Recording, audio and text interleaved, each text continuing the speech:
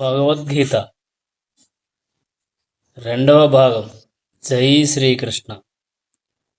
హరే కృష్ణ హరే కృష్ణ కృష్ణ కృష్ణ హరే హరే, హరే రామ రామ రామ హరే హరే. 1వ అధ్యాయం 21వ శ్లోకం. 21, 22. సేనయోరుభయోర్मध्ये రథం స్థాపయామ్యేచ్యుత యవధేతాన్నిరేక్షేహం యోద్ధుకామనావస్థితాన్ కైర్మయా సహ యోద్ధవ్యమస్మిన్ రణసముద్యమే. అర్జునుడు ఇట్లు పలికెను, ఓ అచ్యుతా, దయచేసి నా రథమును 2 సేనల నడుమ నిలుపుము. తద్వారా యుద్ధము చేయగోరి ఇచ్చట ఉపస్థితులైన వారిని మరియు ఈ మహాసంగ్రామమున నేను ఎవరితో యుద్ధము చేయవలసి ఉన్నదో వారిని గాంచగలుగుదును. భాష్యం.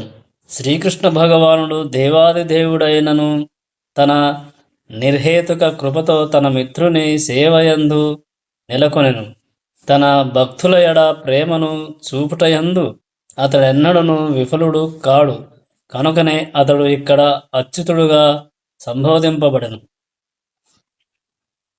రథసారథిగా అర్జునుని ఆజ్ఞలను పాటింపవలెను. ఆ విధముగా వర్తించుటకు భగవానుడు సంకోచింపకున్నందున అతడు అచ్యుతుడని సంబోధింపబడెను.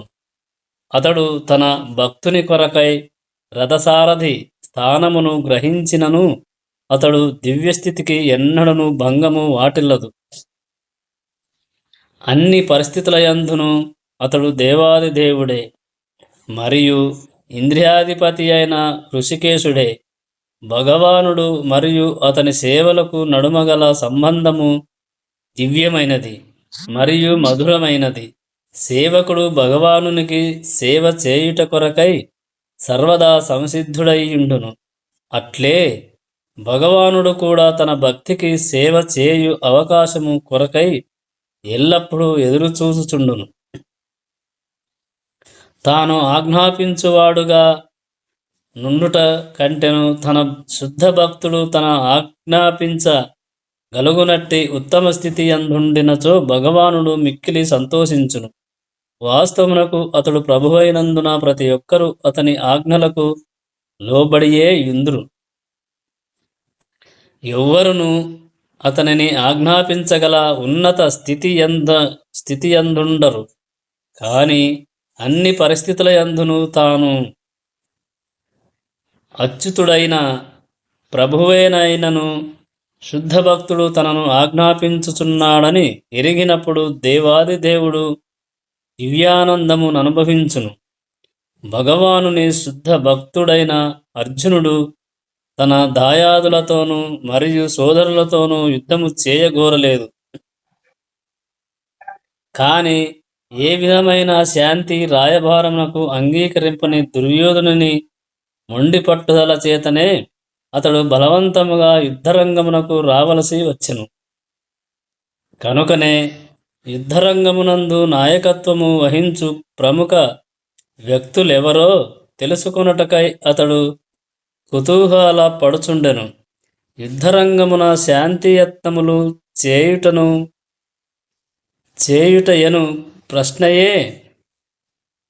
చేయుటయను ప్రశ్ననే ఉదయింపకున్నను వారిని మరొకసారి అతడు తిరిగి చూడదలచెను. అంతేకాకుండా అవాంఛనీయమైన యుద్ధమును చేయుటకు వారెంతగా మొగ్గు చూపుతుండిరో కూడా అతడు చూడదలచెను. 23వ శ్లోకం. యోచ్యమానానన వీక్షహంయ ఏతేత్ర స మాగతః ధార్తరాష్ట్రస్య దుర్బుద్ధేర్యుద్ధే ప్రియచికీర్షవః. దుర్బుద్ధి గల ధృతరాష్ట్రపుత్రునికి ప్రియమును గూర్చి కోరికతో యుద్ధము చేయుటకై విచ్చేసిన వారిని నేను చూచెదను. దుర్యోధనుడు దుర్యోధనుడు తన తండ్రి అయిన ధృతరాష్ట్రుని సహాయమున ధృత దుష్ట ప్రణాళికల ద్వారా పాండవుల రాజ్యమును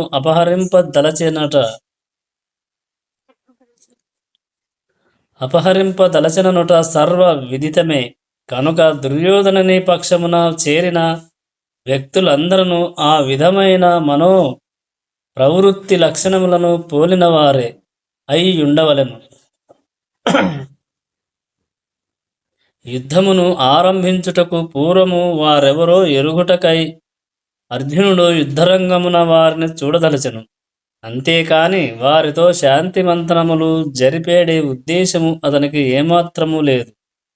శ్రీకృష్ణుడు తన చెంత నుండుటచే తనకు తప్పక విజయము సిద్ధించునని సంపూర్ణ విశ్వాసమును కలిగి ఉన్నప్పటికీ తానెదిరించవలసి ఉన్న వారి శక్తి ఎట్టిదో అంచనా వేయుటకు అర్జునుడు వారిని తిరిగి చూడగోరుననుట కూడా యథార్థ విషయము. 24వ శ్లోకం. సంజయ ఉవాచ ఏవముక్తో హృషికేశో గూఢాకేశన భారత సేనయోరభయోర్मध्ये స్థాపయిత్వా రథోత్తమం.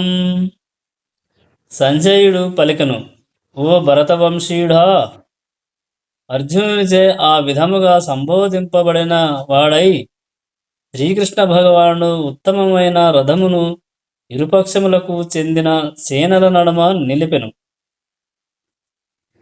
ఈ శ్లోకమునందు అర్జునుడు గూఢాకేశుడుగా పేర్కొనబడెను. గూఢక అనగా నిద్రను జయించినవాడు. గూఢాకేశుడు నిద్రయనగా అజ్ఞానమును అర్థము కూడా కలదు. కనుక అర్జునుడు శ్రీకృష్ణ భగవానునితో తనకు గల మైత్రిచే నిద్ర మరియు అజ్ఞానము రెండింటినీ జయింపగలిగెను. శ్రీకృష్ణుని శుద్ధ భక్తుడగుటచే అతడు శ్రీకృష్ణుని క్షణమైనను విస్మరింపకుండెను. అది ఏ భక్తుని స్వభావము. నిద్రయందైనను లేదా మెలకువయందైనను భక్తుడెన్నడను శ్రీకృష్ణుని నామ రూప గుణ శీలలను స్మరింపకుండా ఉండజాలడు. ఈ విధముగా కృష్ణ భక్తుడు నిరంతరము కృష్ణుణ్ణే స్మరిస్తూ నిద్ర మరియు అజ్ఞానములనేది రెండింటినీ సులభముగా జయింపగలుగును. ఇది ఏ కృష్ణ చైతన్యము లేదా సమాధి అని పిలువబడుచున్నది. సర్వజీవుల ఇంద్రియములను మనస్సులను నియంత్రించునట్టి ఋషికేశుడగుటచే శ్రీకృష్ణ భగవానుడు రెండు సేనల నడుమ రథము నిలుపుమనుటలో ఉద్దేశమును గ్రహింపగలిగను. కనుకనే అతడు ఇట్లు చేసి ఈ క్రింది విధముగా పలికెను. 25వ శ్లోకం. భీష్మద్రోణ ప్రముఖతః సర్వేషాం చ మహీక్షితాం ఉవాచ పార్థ పచ్చైతాన్ సమవేతాన్ కురునితి. భీష్ముడు, ద్రోణుడు మరియు ఇతర భూపాలకుల సమక్షమున భగవానుడిట్టు పలికెను. ఓ పార్థ, ఇచ్చట సమావేశమై ఉన్నటువంటి కురువంశీయులందరినీ గాంచుము. సర్వజీవుల యందు నెలకొని ఉన్నట్టి పరమాత్మగా శ్రీకృష్ణ భగవానుడు అర్జునుని మనస్సులోని ఆలోచనలను గ్రహింపగలిగను. ఈ సందర్భమున ఉపయోగింపబడిన హృషికేశ అను శబ్ద ప్రయోగము భగవానుడు సర్వమును ఎరుగునని సూచిస్తున్నది. అట్లే అర్జునుని విషయమున పార్థ లేక కుంతిపుత్రుడు లేదా పృథ అను పదము కూడా సార్థకమై ఉన్నది. అర్జునునికి మిత్రుడగుటచే శ్రీకృష్ణుడు తన తండ్రి అయిన వసుదేవునికి సోదరి అయిన పృథకు పుత్రుడైనందున తాను అతనికి సారథియగుటకు అంగీకరించి తినని అర్జునునకు చెప్పదలచెను. కురువంశీయులందరినీ గాంచుము అని అర్జునునకు చెప్పుటలో శ్రీకృష్ణుని ఉద్దేశమేమిటి? అర్జునుడు అక్కడే యుద్ధము నిలిపివేయవలెనని కోరియుండెనా తన మేనత్త పుత్రుడైన అర్జునుడు ఇట్లు చేయునని శ్రీకృష్ణుడెన్నడూను భావించి యుండలేదు. స్నేహపూరితమైన హాస్య ధోరణిలో శ్రీకృష్ణ భగవానుడు అర్జునుని మనోభావము ఇట్లు ప్రకటించియుండెను. 26వ శ్లోకం. తత్ర పశ్యత్ స్థితాన్ పార్థః పితॄనత పితామహన్ ఆచార్యానాత్మతులన్ భ్రతॄన్ పుత్రాన్ పౌత్రాన్ సఖీంస్తతా శ్వశురాన్ సుహృదయచ్చైవ సేనాయోరుభయోరపి. ఇరుపక్షపు సేనల నడుమ నిలిచిన అర్జునుడు అచ్చట తండ్రులను, తాతలను, గురువులను, మేనమామలను, సోదరులను, పుత్రులను, మనుమలను, మిత్రులను, మామలను, హితులను గాంచెను. యుద్ధరంగమునందు అర్జునుడు వివిధ రకములైన బంధువులను చూచెను.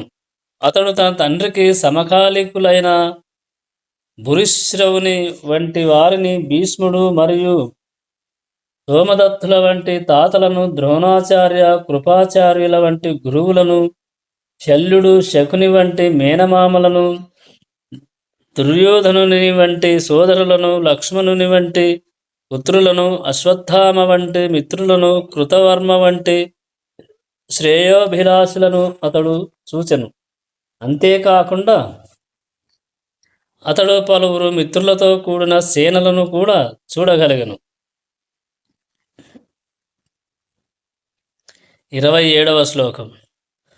తాన్ సమీక్ష్య స కౌంతేయః సర్వాన్ బంధూనవస్థితాన్ కృపయా పరయావిష్టో విషిధన్ని దమబ్రవీత్.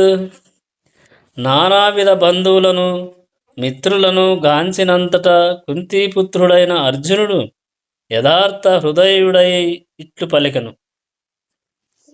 28వ శ్లోకం. అర్జున ఉవాచ. ద్వష్ట్వేమం స్వజనం కృష్ణ యుయుత్సం సముపస్థితం స్థితంతి మమ గాత్రాని ముఖం చ పరిశుష్యతి. అర్జునుడు పలికెను. ప్రియమైన ఓ కృష్ణ, యుద్ధోత్సాహముతో నా ఎదుట నిలిచియున్న మిత్రులను, బంధువులను గాంచి నా శరీరావయవములు కనిపించుచున్నవి, నోరు ఎండిపోవుచున్నది. శ్రీకృష్ణ భగవానుని పట్ల నిష్కపటమైన భక్తిగల ఏ వ్యక్తి ఎందైనను సత్పురుషులందు లేదా దేవతల యందు కనిపించు సమస్త సద్గుణములు కనిపించును. భక్తుడైన వాడు విద్యా సంస్కృతుల ద్వారా ఎంతటి లౌకిక యోగ్యతలను సాధించినప్పటికీ వారిలో దేవతాగుణములు లోపించియుండును. కనుక తమలో తాము పోరాడుటకు నిశ్చయించుకొని దాయాదులను, మిత్రులను, బంధువులను చూచినంతటనే అర్జునుడు వారి పట్ల దయార్థ హృదయుడయ్యను. తన పక్షమునందున్నట్టి సైనికులకు సంబంధించినంత వరకు అతడు వారి పట్ల ఆరంభము నుండి సానుభూతిని కలిగియుండెను. అంతేకాకుండా శత్రుపక్షంలోని సైనికుల పట్ల కూడా వారి నిశ్చయమైన మరణమును వీక్షించుచూ జాలి పొందెను. అతడట్లు ఆలోచించుచుండగా అతని శరీరావయవములు కనిపించ నారంభించెను. నోరు ఎండిపోయెను. వారి యథోత్సాహమును చూచి అతడు పూర్తిగా ఆశ్చర్యమునకు గురయ్యను. దాదాపు తన రక్త సంబంధీకులైన బంధువుల సమూహమంతయు అతనితో యుద్ధము చేయుటకు వచ్చియుండెను. యథార్థ హృదయుడైన అర్జునునికి ఈ విషయము కలత కలిగించెను. ఇక్కడ పేర్కొనబడకపోయినను అతని శరీరావయవములు కనిపించుట నోరెండిపోవుటయే కాకుండా అతడు జాలిచే రోధించు చుండెననియు కూడా ఎవరైనను సులభముగా ఊహింపగలరు. అర్జునుని అందలి ఇట్టి లక్షణములకు అతని కోమల హృదయమే కారణము కాని బలహీనత కాదు. అట్టి కోమల హృదయము శుద్ధ భక్తుని ప్రధాన లక్షణము కనుకనే శ్రీమద్భాగవతమునందు ఈ విధముగా చెప్పబడినది. 5:18-12 యస్యాస్తి భక్తిర్భగవత్యకించన సర్వైర్గుణైః యస్తత్ర సమాసతే సురా హరావభక్తస్య కుతో మహద్గుణాః మనోరథేనాసతి దావతో బహి. దేవాదిదేవుని యందు అచంచలమైన భక్తి కలవాడు దేవతల సద్గుణములను కలిగియుండును. అట్లు కాగా భగవానుని పట్ల భక్తి లేనివాడు అల్పములైనట్టి లౌకిక గుణములను మాత్రమే కలిగియుండును. ఇందుకు అతడు మానసిక స్థితినందు వర్తించుచు స్పష్టముగా కనవచ్చు. భౌతిక శక్తిచే ఆకర్షింపబడుటయే కారణం. 29వ శ్లోకం. వేపదుచ్చ శరీరే మే రోమహర్షచ్చ జాయతే గాండీవం స్రవంతే హస్తాతత్వయక్షైవ పరిదహ్యతే. నా దేహమంతయు కంపించుచున్నది, నాకు రోమాంచమగుచున్నది. గాంధీవ ధనస్సు నా చేతి నుండి జారిపోచున్నది, నా చర్మము మండిపోచున్నది. దేహ కంపనములు రెండు విధములు, అట్లే రోమాంచితమగుట కూడా రెండు విధములు. అధికమైన ఆధ్యాత్మికమైన పారవశ్యము కలిగినప్పుడు గాని, భౌతిక పరిస్థితి యందు తీవ్రమైన భయము కలిగినప్పుడు గాని అట్టి స్థితి సంభవించును. ఆధ్యాత్మికానుభూతి యందు భయమనున్నది ఉండదు. ఈ సందర్భమున అర్జునుని శరీరమునందు గోచరించు లక్షణములకు ప్రాణ నష్టం జరుగుతున్నదను భౌతిక భయమే కారణము. అతని ఇతర లక్షణములను అనుసరించి కూడా ఈ విషయము వ్యక్తమగుచున్నది. సుప్రసిద్ధమైన గాంధీవ ధనస్సు చేతి నుండి జారిపోచుండుట చేత అతడు మిక్కిలి అసహనమునకు గురయ్యను. తనలోని హృదయము రగులుచుండుట చేత బయట చర్మము కూడా మండిపోచున్నట్లుగా అతనికి అనుభూతి కలుగుచుండెను. వీటన్నింటికి దేహాత్మబుద్ధియే కారణము. 30వ శ్లోకం. నచ శక్నోమ్య వస్థాతుం భ్రమతీవ చ మే మనః నిమిత్తాని చ పశ్యామి విపరీతాని కేశవ. కేశియను రాక్షసుని సంహరించిన ఓ కృష్ణ, నేను ఇప్పుడు ఏమాత్రము నిలబడలేకపోతున్నాను. నన్ను నేను మరిచిపోచున్నాను. నా మనస్సు చలించుచున్నది. కేవలము విపరీతములనే నేను గాంచుచున్నాను. అసహనము వలన అర్జునుడు యుద్ధరంగమున నిలబడలేకపోచుండెను. అంతేకాకుండా ఈ మనోదుర్బలతలచే అతడు తనను తానే విస్మరించుచుండెను. భౌతిక విషయముల పట్ల అధికాసక్తి మానవుని అట్టి భ్రాంతిపూరితమైన జీవన స్థితి యందుంచును. భయం ద్వితీయాభినివేశతః స్యాత్. భాగవతం 11:2-37 అనగా భౌతిక బంధ పరిస్థితుల చేత అధికముగా ప్రభావితులైన వారి యందు అట్టి భయము మరియు మానసిక అస్థిరత కలుగుచుండును. అర్జునుడు యుద్ధరంగమున బాధాకరములైన విపరీత పరిస్థితులనే దర్శింపసాగను. శత్రువులపై విజయము సాధించినను అతడు ఆనందము అనుభవింపజాలడు. ఇక్కడ నిమిత్తాని విపరీతాని అను పదములు ప్రాధాన్యతను కలిగియున్నవి. మానవుడు తన తలంపులలో నిరాశయే గోచరించినప్పుడు నేనిక్కడ ఎందుకున్నాను అని తలచును. సాధారణముగా ప్రతి ఒక్కరూ తన యందు తన హితమునందు ఆసక్తిని కలిగియుండును. పరమాత్ముని యందు ఎవ్వరును ఆసక్తిని కలిగియుండరు. ఇక్కడ శ్రీకృష్ణుని సంకల్పముచే అర్జునుడు తన నిజస్వార్థగతి విషయమున అజ్ఞానమును ప్రదర్శించుచున్నాడు. ప్రతి ఒక్కరి స్వార్థగతి విష్ణువు లేదా శ్రీకృష్ణుని యందే గలదు. బద్ధజీవుడు ఈ విషయమును విస్మరించుట చేతనే భౌతిక క్లేశముల ననుసరించును. యుద్ధరంగమునందు లభించేడి విజయము తనకు దుఃఖకారణమే కాగలదని అర్జునుడు భావించెను. 31వ శ్లోకం. నచ శ్రేయోను పశ్యామి తత్వస్వజ నమాహవే నకాంక్షే విజయం కృష్ణన చ రాజ్యం సుఖాని చ. ప్రియమైన ఓ కృష్ణ, ఈ యుద్ధరంగమునందు నా స్వజనమును చంపుట ద్వారా ఏ విధముగా శ్రేయస్సు కలుగగలదో నేను గాంచలేకున్నాను. తదనంతర విషయమును గాని రాజ్యమును గాని సుఖమును గాని నేను వాంఛింపలేకున్నాను.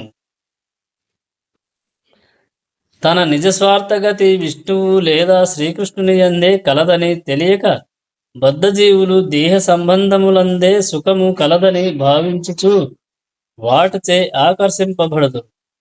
జీవితముకు సంబంధించిన అట్టి అంధవిశ్వాసముతో వారు భౌతిక సుఖములకు హేతువులైన వాటిని కూడా విస్మరించుదురు. ఇక్కడ అర్జునుడు క్షత్రియ ధర్మములను కూడా విస్మరించినట్లుగా కనిపించును.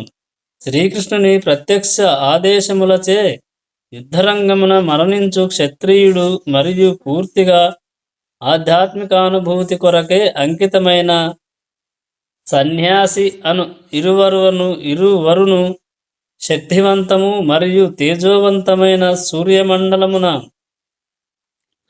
ప్రవేశించుటకు యోగ్యులు కాగలరని తెలుపబడినది. బంధువుల విషయమును ప్రక్కకు పెట్టినను తన శత్రువులను సైతము వధించుటను అర్జునుడు వాంఛించుట లేదు. బంధువులను చంపుటచే జీవితమున తనకు ఎట్టి సుఖము లభింపదని అతడు భావించుచున్నాడు. కనుకనే ఆకలి లేనివాడు వండుటకు పడనట్లుగా అతడు యుద్ధము చేయుటకు అంగీకరింపలేకున్నాడు. ఇప్పుడు అతడు నిరాశతో అడవికి వెళ్ళి ఏకాంత జీవితమును గడప నిశ్చయించుకొనెను. కాని క్షత్రియులు ఇతర వృత్తులను చేపట్టకూడదు. కనుక జీవనోపాధికై క్షత్రియునుగా అతనికి రాజ్యము కావలసి ఉన్నది. కానీ ప్రస్తుతము అర్జునునకు రాజ్యము లేదు. బంధువులతోనూ సోదరులతోనూ తనకు ఇష్టము లేకున్నను యుద్ధము చేసి దత్తమైన రాజ్యమును తిరిగి సంపాదించుటయే అర్జునునకు గల ఏకైక అవకాశమై ఉన్నది. కాని అట్లు చేయుటకు అతడు వాంఛించుట లేదు. కనుక అడవికేగి నిరాశతో కూడిన ఏకాంత జీవితమును గడుపుటయే తనకు తగినదని అతడు భావించెను. 32వ శ్లోకం నుండి 35 వరకు. కిం నో రాజ్యేన గోవింద కిం భోగైర్జీవితేనావ ఏషామర్థే కాంక్షితం నో రాజ్యం భోగాః సుఖాని చ. ఇది 32వ శ్లోకం. 33వది. త ఇమే వస్థితా యుద్ధే ప్రాణాంస్తత్వా ధనాని చ ఆచార్యః పితరః పుత్రస్తథైవ చ పితామహ. 33వ శ్లోకం ఇది. 34వది. మాతులాః శ్వశురాః పౌత్రాః శ్యాలాః సంబంధినస్తథా ఏతాన్న హింతుమిచ్చామి జ్ఞోతోపి మధుసూదన. 35వ శ్లోకం. అపి త్రైలోక్య రాజ్యస్య హేతోః కిం ను మహీకృతే నిహత్య దార్తరాష్ట్రన్నః క ప్రీతిః స్యాఘ్ననార్దన.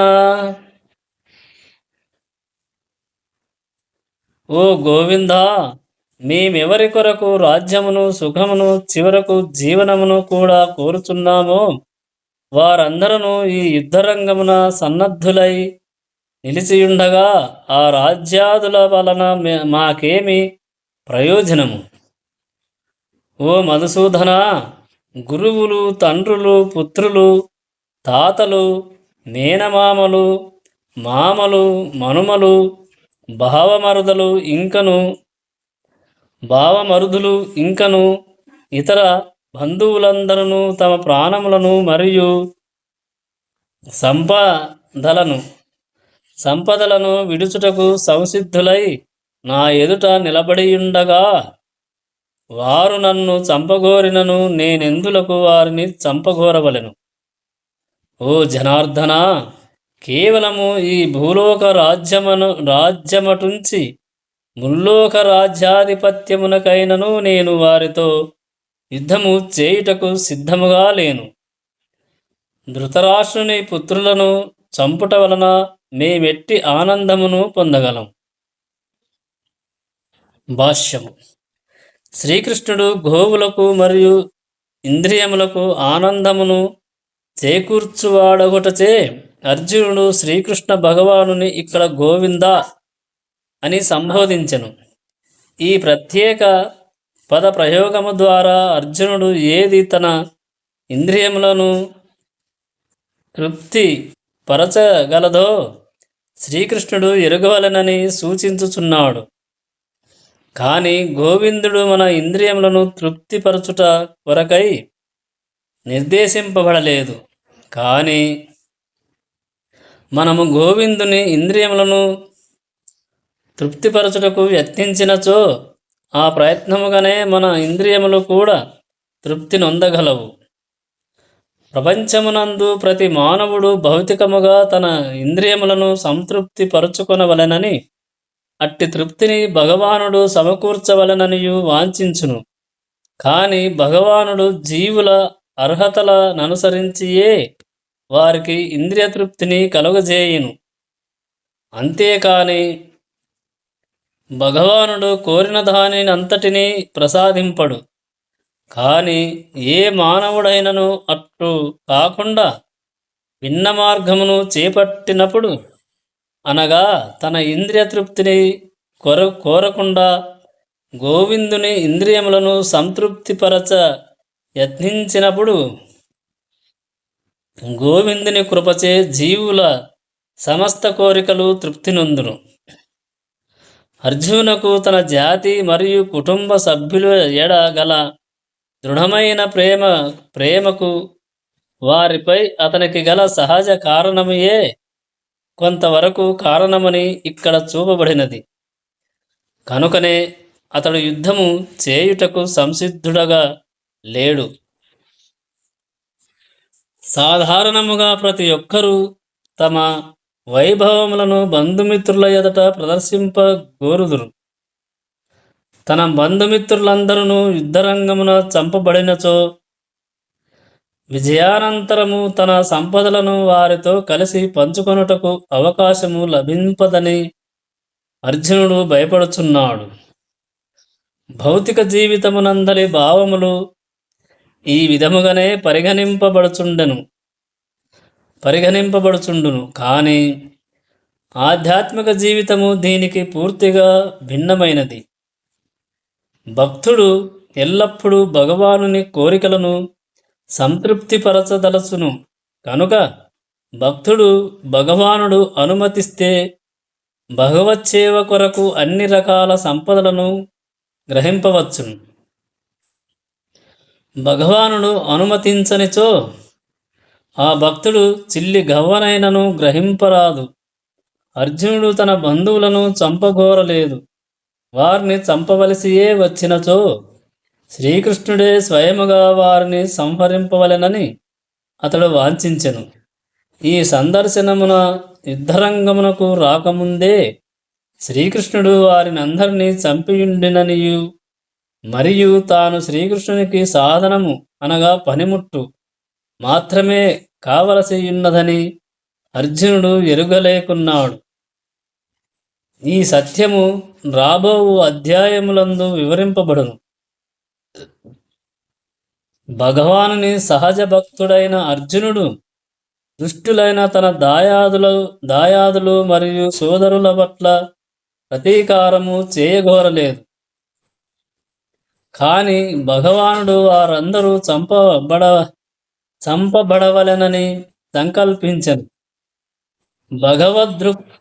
భగవద్భక్తుడు ఎన్నడను దుష్టుని పట్ల ప్రతీకారము చేయగోరడు. కానీ భక్తుల ఎడ దుష్టులు చేయు దోషములను భగవానుడు ఏమాత్రము సహింపడు.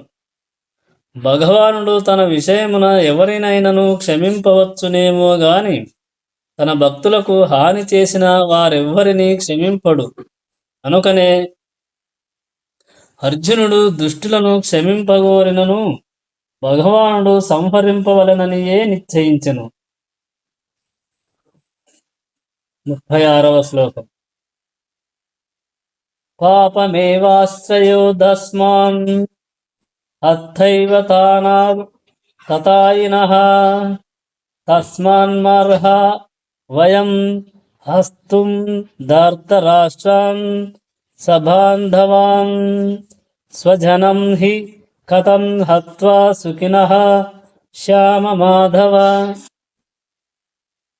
ఇట్టి దుర్మార్గులను చంపినచో మాకు పాపమే సంక్రమించును. అందుచే ధృతరాష్ట్రుని పుత్రులను మా మిత్రులను సంహరించుట మాకు ఉచితం కాదు. లక్ష్మీపతి అయిన ఓ శ్రీకృష్ణ, స్వజనమును చంపుట వలన మాకు కలుగు లాభమేమి? ఆ కార్యముచే మేమెట్లు సుఖము పొందగలము? భాష్యం. వేద నిర్దేశములను అనుసరించి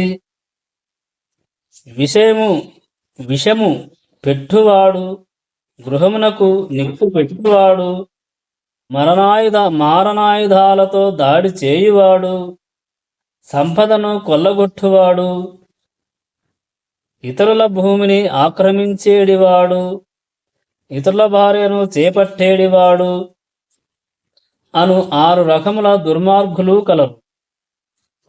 అట్టి దుర్మార్గులను వెంటనే సంహరింపవలెను. వారిని సంహరించుట చేత ఎట్టి పాపము కలుగదు. అట్టి దుర్మార్గుల వద సామాన్య మానవులకైనను సముచితమే. కాని అర్జునుడు సామాన్య మానవుడు కాడు. సాధు స్వభావము కలిగియున్నందున వారి పట్ల అతడు సాధు స్వభావము ప్రదర్శింపదలచెను. కాని ఈ రకమైన సాధువర్తనము క్షత్రియునకు ఉచితము కాదు. రాజ్యమును పాలించు బాధ్యతాయుతుడైన రాజు సాధు స్వభావమును కలిగి ఉండవలనే కాని పిరికివాడై ఉండకూడదు. ఉదాహరణకు శ్రీరామచంద్రుడు సాధు స్వభావమును కలిగి ఉండను. కనుకనే ప్రజలు నేటికిని రామరాజ్యమునందు నివసింపవలెనని ఆరాటపడుతుంటారు. శ్రీరాముడు ఎన్నడూను పిరికితనం ప్రదర్శించి ఉండలేదు. సీతాదేవిని అపహరించి రావణుడు శ్రీరాముని పట్ల దుర్మార్గముగా ప్రవర్తించెను. కాని శ్రీరాముడు ప్రపంచ చరిత్రలోనే సాటిలేని విధముగా అతనికి గుణపాఠం నేర్పెను. కాని అర్జునుని విషయమున దుర్మార్గముగా ప్రవర్తించిన వారు అతని తాత, గురువు, మిత్రులు, బంధువులు, పుత్రులు, మనుమలు మున్నగు ప్రత్యేక బంధువర్గము వారే. కనుకనే సాధారణ దుర్మార్గుల పట్ల చూపవలసినటువంటి తీవ్ర విధానము తాను వారి పట్ల అవలంబింపరాదని అర్జునుడు భావించెను. అంతేకాకుండా సాధువులు క్షమాశీలురుగా నుండవలెనని ఆదేశింపబడినది. సాధువులైనట్టి వారికి అట్టి నిర్దేశములు రాజకీయమైన అత్యవసర పరిస్థితుల కంటెను అత్యంత ప్రధానమైనవి. రాజకీయ కారణములచే స్వజనమును చంపుటకు బదులు వారిని ధర్మదృష్టితోనూ సాధువర్తనముతోనూ క్షమించుటయే ఉత్తమమని అర్జునుడు భావించెను. కనుకనే తాత్కాలికమైన దేహ సుఖముల కొరకై అట్టివారిని సంహరించుట లాభదాయకమని అతడు భావించలేదు. అట్టి కార్యము ద్వారా లభించు రాజ్యము మరియు సౌఖ్యములు శాశ్వతములు కానందున స్వజనమును చంపుట వలన తన జీవితమును మరియు నిత్యమైన ముక్తిని అతడెందుకు పణముగా పెట్టుకొనవలెను? ఈ సందర్భమున అర్జునుడు ఇక్కడ శ్రీకృష్ణుని మాధవా అని సంబోధించుటయందు ఒక విశేషము గలదు. లక్ష్మీదేవి భర్తగా తనను చివరికి అశుభమునే కలుగజేయు కార్యమునందు శ్రీకృష్ణుడు ప్రోత్సహింపరాదని అర్జునుడు సూచింపదలచెను. వాస్తవమునకు శ్రీకృష్ణుడు ఎవ్వరికిని అశుభములను కలుగజేయుడు. కనుక తన భక్తులకు అట్టి పరిస్థితులను కలుగజేయుడని ప్రత్యేకించి తెలుపనవసరమూ లేదు. 37-38 శ్లోకం. 37వ శ్లోకం. యద్యస్యతేన పశ్యంతి లోభో పహత చేతసః కులక్షయకృతం దోషం మిత్రద్రోహే చ పాతకం. 38వ శ్లోకం. కథం న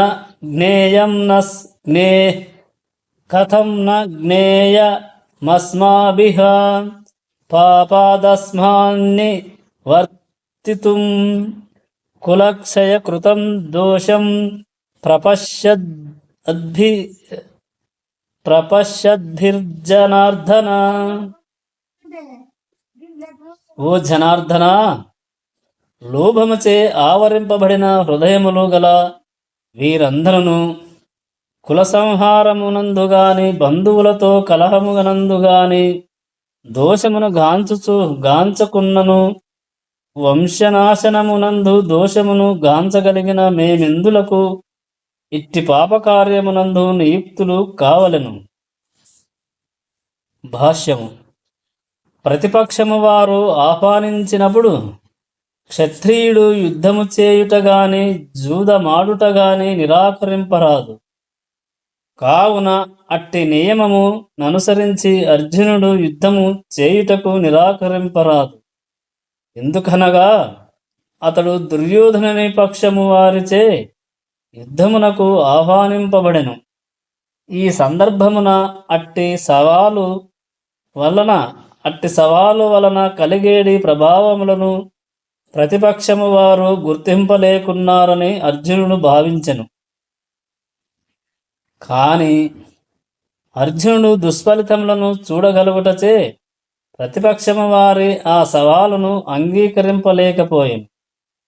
ఫలితము మంచిదైనచో నియమములు ఖచ్చితముగా పాటింపవచ్చును.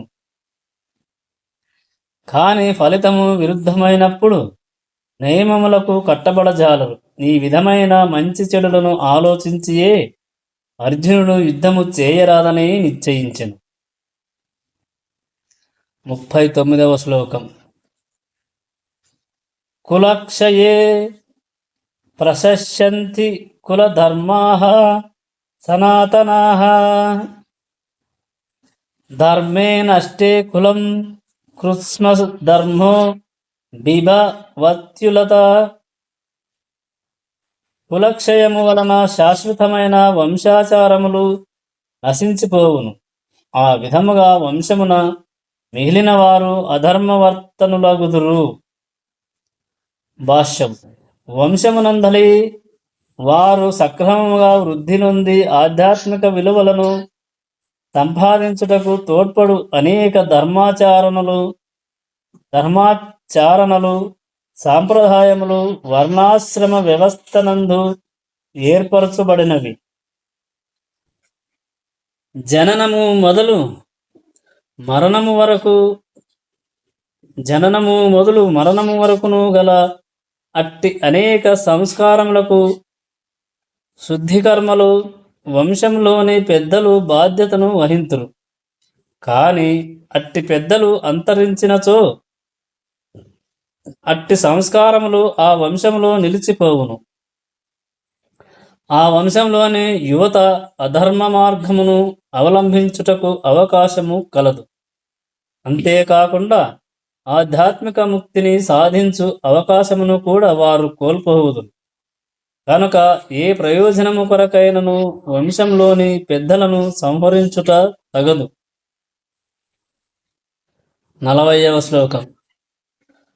అధర్మాభిభవాత్ కృష్ణ ప్రదుష్యంతి కుల స్త్రియః స్త్రీషు దుష్టాసు వార్ష్ణేయ జాయతే వర్ణసంకరః. ఓ కృష్ణ, వంశమునందు అధర్మవాదము ప్రబలమగుట చేత కులస్త్రీలు కులట లగుదురు. ఓ వృష్టివంశ సంజాతుడా, అట్టి కులస్త్రీలు పతితలైనచో అవాంఛనీయ సంతానము ఉత్పన్నమగును. భాష్యం. జీవితమునందలి శాంతి సౌభాగ్యములకు మరియు ఆధ్యాత్మికోన్నతికి మానవ సంఘమునందలి సత్ప్రవర్తన కలిగిన జనులే మూలాధారము. దేశము మరియు సమాజము ఆధ్యాత్మికాభివృద్ధిని సాధించుటకు వీలుగా మరియు సంఘములోని జనులు అగునట్లు వర్ణాశ్రమ ధర్మములు ఏర్పాటు చేయబడినవి. అట్టి ఉత్తమ పౌరులు జన్మించుట స్త్రీల ధర్మవర్తనము మరియు పాతివ్రత్యము పైననే ఆధారపడియుండును. బాలురు సులభముగా తప్పుదారి పట్టుటకు అవకాశమున్నట్లుగానే స్త్రీలు కూడా పతనమగుటకు అవకాశములు అధికములుగా నుండును. కనుకనే పిల్లలకును స్త్రీలకును కూడా కుటుంబంలోని పెద్దల సంరక్షణ అవసరము. స్త్రీలు వివిధ ధర్మాచరణములందు నెలకొనుట ద్వారా వారి దృష్టి పెడదారి పట్టకుండును.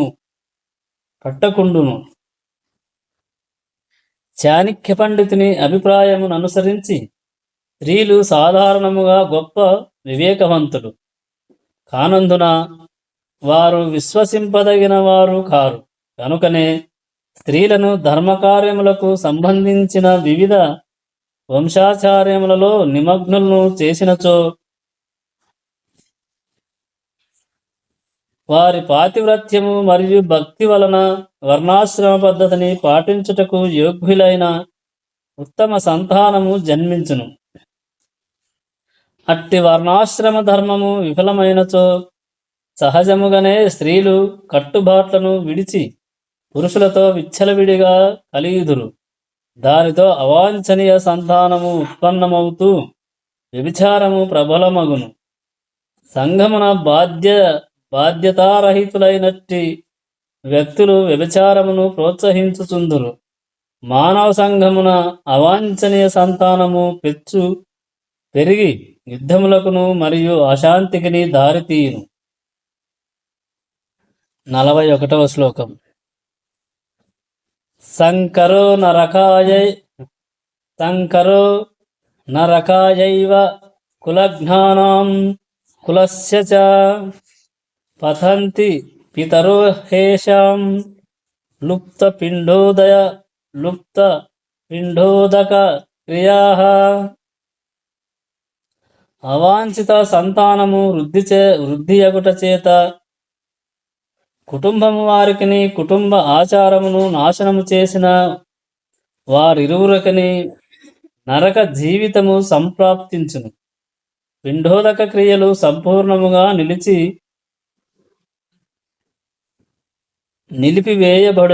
నిలిపివేయబడుటచే అట్టి అధర్మ కుటుంబములకు చెందిన పితరులు పతనమునందుదురు.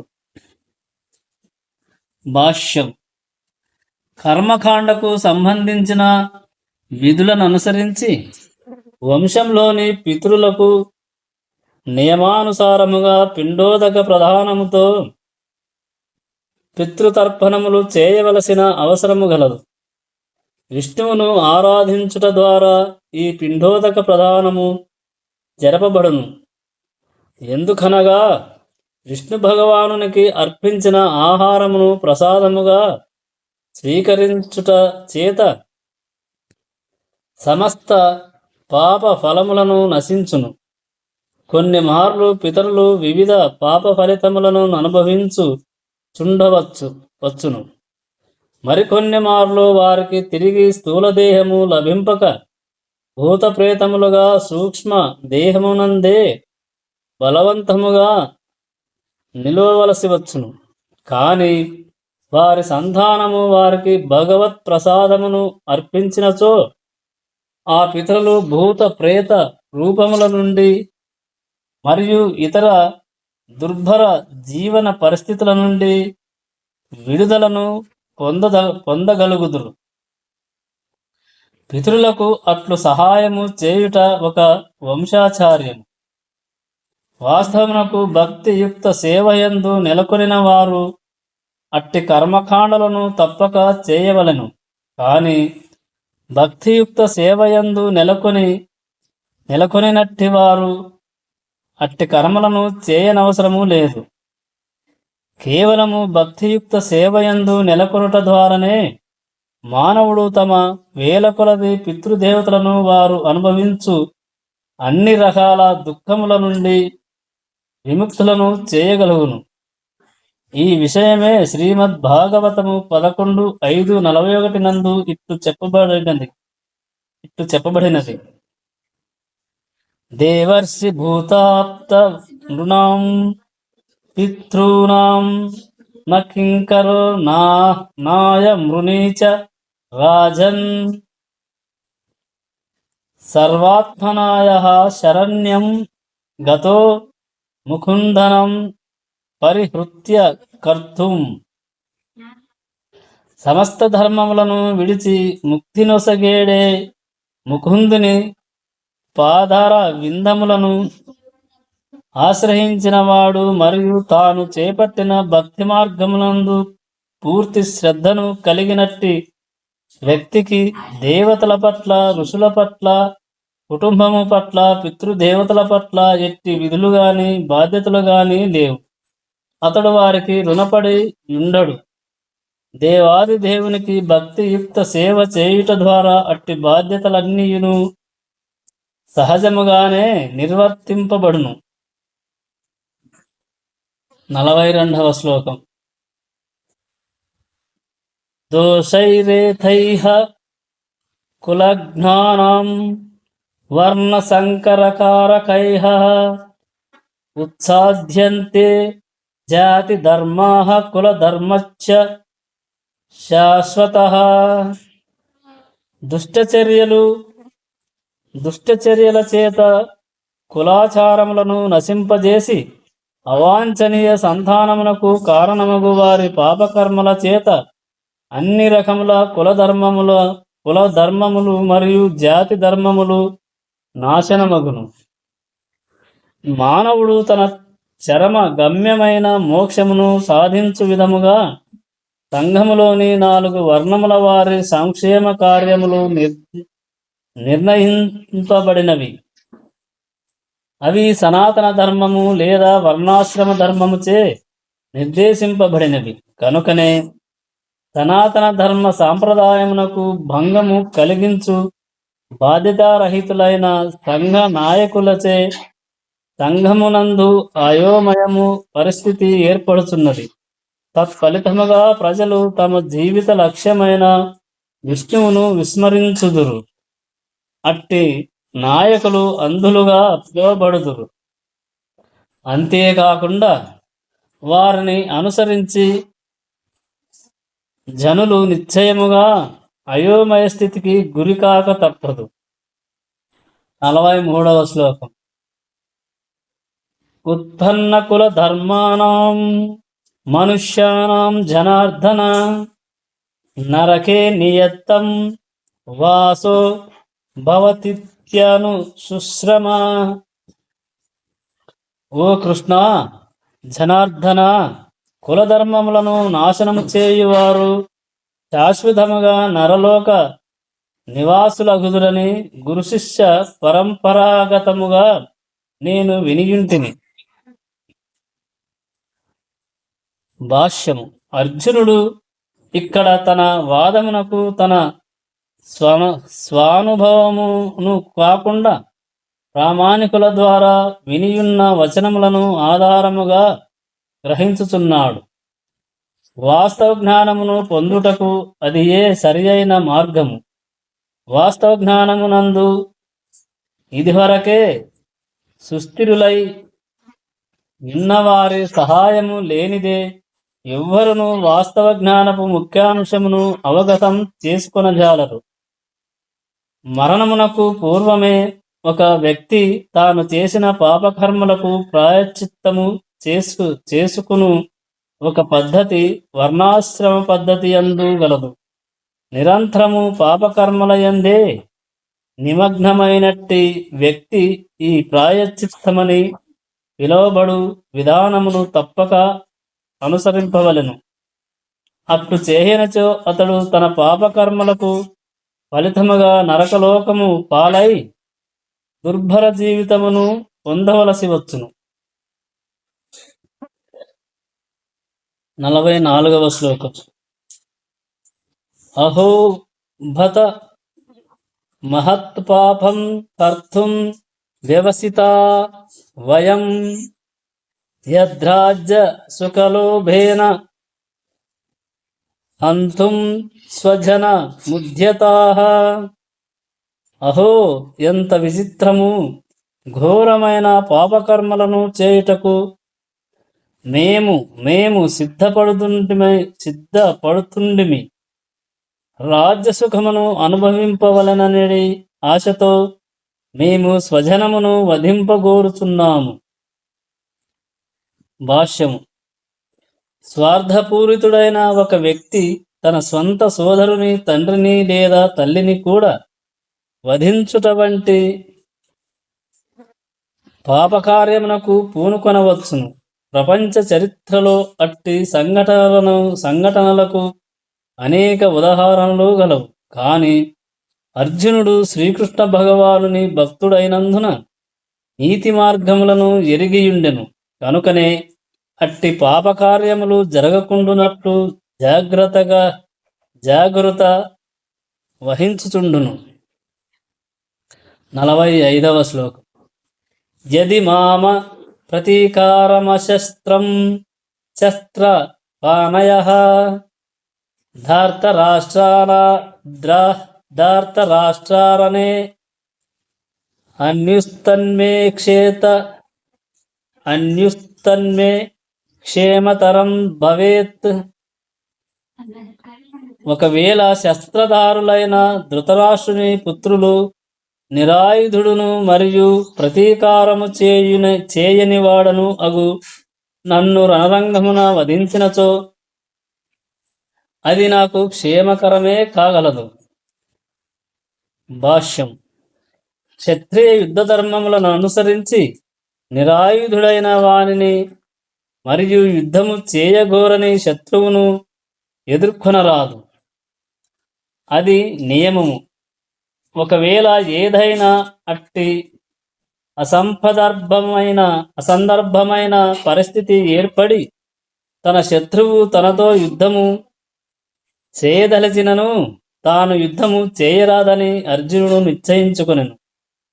ప్రతిపక్షము వారు ఎంత సమరోత్సాహముతో నున్నారో అతడు దానిని పరిగణింపలేదు.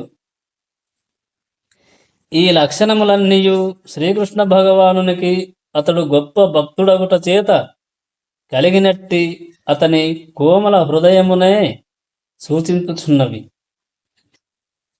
46వ శ్లోకం. సంజయ ఉవాచ ఏవ యుక్త్వార్జునాః సాంఖ్యే రథోపస్థ ఉపావిశత్ విసృజ్య ససరం చాపం శోక సంవిఘ్నమానసః. సంజయుడిట్లు పలికెను. అర్జునుడు రణరంగమునందు ఆ విధముగా పలికి ధనుర్బాణములను ప్రక్కగా పడేసి దుఃఖముచే కల్లోలితమైన మనస్సు కలవాడై రథమునందు చతికిలబడెను. భాష్యం. శత్రు సైన్యమునందలి పరిస్థితిని వీక్షించునప్పుడు రథమునందు అర్జునుడు నిలబడియే యుండెను. కాని అతడు శోకముచే పూర్తిగా వివసుడగుట చేత ధనుర్బాణములను విడిచి రథమునందు తిరిగి కూర్చుండిపోయెను. ఆ విధముగా దయ మరియు కోమల హృదయమును కలిగి శ్రీకృష్ణ భగవానుని భక్తియుక్త సేవయందు నెలకొనిన మానవుడే ఆత్మజ్ఞానమును పొందుటకు అర్హుడై ఉన్నాడు. శ్రీమద్భగవద్గీత యందలి కురుక్షేత్ర రణరంగమున సైనిక పరిశీలనము అను ప్రథమాధ్యాయమునకు భక్తి వేదాంత భాష్యము సమాప్తం. 1వ అధ్యాయము ఇంతటితో సమాప్తం. జై శ్రీకృష్ణ. జై శ్రీరామ్. ఓం నమో నారాయణ. హరే కృష్ణ కృష్ణ కృష్ణ హరే హరే, హరే రామ రామ రామ హరే హరే. ఈ 1వ అధ్యాయం ఇంతటితో అయిపోయింది. జై శ్రీరామ్.